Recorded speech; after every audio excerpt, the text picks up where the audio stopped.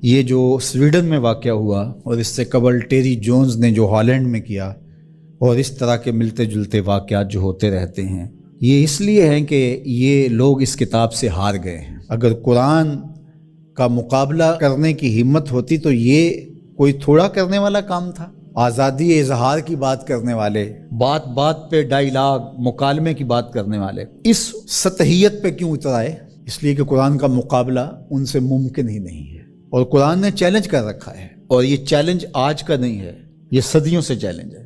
Challenge یہ نہیں کیا گیا کہ بڑی صورت لے کر آؤ، 3 آیات پر مشتمل ایک صورت ہی لے آؤ، نہیں لا سکے۔ تیرے سامنے یوں دبے لچے فصحا عرب کے بڑے بڑے، کوئی جانے کے منہ میں زبان نہیں بلکہ جسم میں جان نہیں۔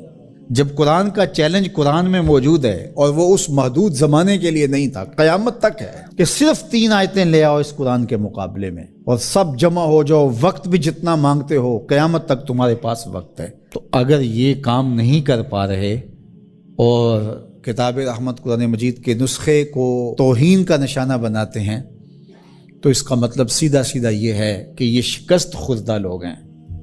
یہ جو مکالمے کی اور ڈائیلاگ کی بات کرتے ہیں، یہ صرف زبان سے اور منہ سے کرتے ہیں۔ آزادی اظہار کی بات کرتے ہیں تو 1450 سال قبل کی کتاب کو برداشت نہیں کر رہے، تو آزادی اظہار کس کا نام ہے پھر تمہارے؟ تو یہ شکست خوردہ لوگ ہیں، قرآن سے شکست کھا گئے، اور انہوں نے ان اپنی حرکتوں سے بتایا ہے کہ ہم قرآن کا مقابلہ نہیں کر سکتے۔ جب دلیلیں ختم ہو تو گالیاں دی جاتی ہیں، جب بات کرنا نہ آئے تو گریبان کو کوئی پکڑتا ہے۔ تو قرآن مجید کے ساتھ اہانت امیز سلوک اس بات کی دلیل ہے کہ آج دنیا قرآن کا مقابلہ کرنے سے قاصر ہے، جس طرح ماضی میں قاصر تھی، اور قیامت تک اس کا معاوضہ ممکن نہیں ہے۔ اور جب معاوضہ ممکن نہیں ہوگا تو اوچے ہتھ کنڈے ہوں گے اور اس طرح کی نیچ حرکتیں ہوں گی۔ لوگوں نے لوگوں کے ساتھ لڑائیاں کیا، بھلا کسی نے کتابوں کو بھی جلایا ہے، کسی نے کتابوں کی بھی بے حرمتی کی ہے، کبھی ایسا بھی ہوا ہے؟ اور آج جو مغرب کے قصیدے پڑھتے پھرتے ہیں، یہ ان مکروہ چہروں کو دیکھیں۔ تو آئیے میں اور آپ اس کتاب سے جڑ کر کے اپنی زندگی کو ان بلندیوں پر لے جائیں کہ پھر ہماری گرد راہ کو بھی کوئی چھو نہ سکے۔ لیکن افسوس یہ کہ یہ چیزیں ہمیں بیدار کرنے کی بجائے، یہ چیزیں ہمیں کھڑا کرنے کی بجائے، کتاب کے ساتھ جوڑنے کی بجائے، الٹا جو ہے وہ ہمارا غیظ و غضب اپنے اوپر ہی برستا ہے، اور پھر ہم جو ہے وہ دوبارہ وہیں بیٹھ جاتے ہیں جہاں ہم تھے، اور 1 انچ بھی آگے بڑھنے کے ہم کوشش نہیں کرتے۔ یہ واقعات امتوں کو کھڑا کر دیتے ہیں۔ آپ تاریخ پڑھیں، چھوٹے چھوٹے واقعات سے قومیں کھڑی ہو جاتی ہیں، لیکن قوم ہو تو کھڑی ہوگی نا، اور جب قوم ہی نہیں ہوگی تو قیامت بھی ٹوٹ جائے تو کوئی فرق نہیں پڑتا۔ اقبال نے کہا تھا، جس سے تعمیر ہو آدم کی، یہ وہ گل ہی نہیں۔ اس مٹی سے پھر کچھ بھی نہیں بنے گا، یہ مٹی کی مٹی رہے گی، تودا رہے گا ریت کا، کچھ بھی نہیں بنے گا۔ قیامتیں گزر جائیں تو کچھ نہیں ہوتا۔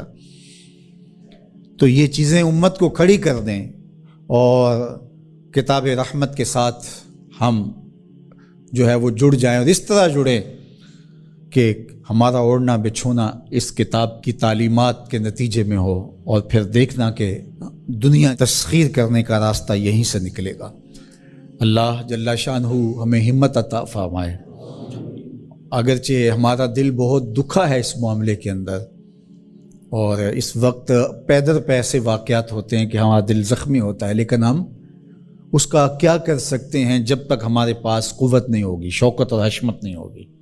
مغلوب قومیں سوائے پیچ و تاب کے اور کیا کر سکتی ہیں؟ غالب قومیں جو ہیں وہ فیصلے کرتی ہیں، اور فیصلے ہی نتیجہ خیز ہوتے ہیں۔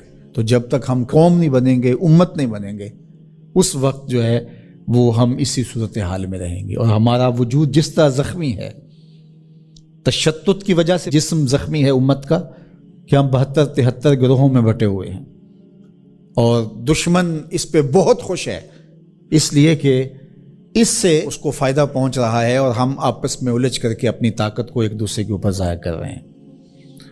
دوسری جانب ہم جغرافیائی تقسیمات پر یقین اس قدر پختہ رکھ لیا ہے، جو ایک مغرب کی سازش تھی۔ جب سلطنت عثمانیہ ٹوٹی تھی، عرب ممالک کو ٹکڑیوں میں بانٹ دیا گیا، اور باقی ممالک کو جو ایک وحدت تھی امت کی، اس کو تقسیم کر دیا گیا، اور یورپ یونین 27 ممالک کے اوپر خلافت سے تصور دے کے دوبارہ جڑ جاتے ہیں۔ وہ بکھرے ہوئے جڑ کر کے اپنا مشترکہ دفاع، مشترکہ کرنسی اور یہ ساری چیزیں بنا کے تو وہ باقاعدہ 27 ملک جڑ جاتے ہیں، 50 ریاستیں امریکہ کی ہیں جو جڑی ہوئی ہے اور ایک وحدت ہے۔ تو امت مسلمہ کو ٹکڑے ٹکڑے کر دیا، اور آج دیکھیے کہ ان ملکوں کی باہم لڑائی سے شام کا کیا حال ہو رہا ہے اور یمن کا کیا حال ہو رہا ہے۔ بلکتے ہوئے یتیموں کے آنسو پوچھنے والا کوئی نہیں ہے، سب کو اپنے مفادات سے غرض ہے۔ اور یہ امت اس وقت جس طرح زخم خوردہ ہے اور جس اذیت میں مبتلا ہے، کیا کہا جائے اور کیا بولا جائے۔ ہمارا دیش تو اسلام تھا، چاہے کسی بھی خطے میں رہنے والے ہوں، کسی بھی گوشے کے بسنے والے ہوں، لیکن ہماری شناخت علاقے بن گئے، جغرافیہ بن گیا، جبکہ ہماری شناخت علاقے اور جغرافیہ نہیں تھا، ہماری شناخت دین تھا۔ ہم سب سے پہلے مسلمان تھے۔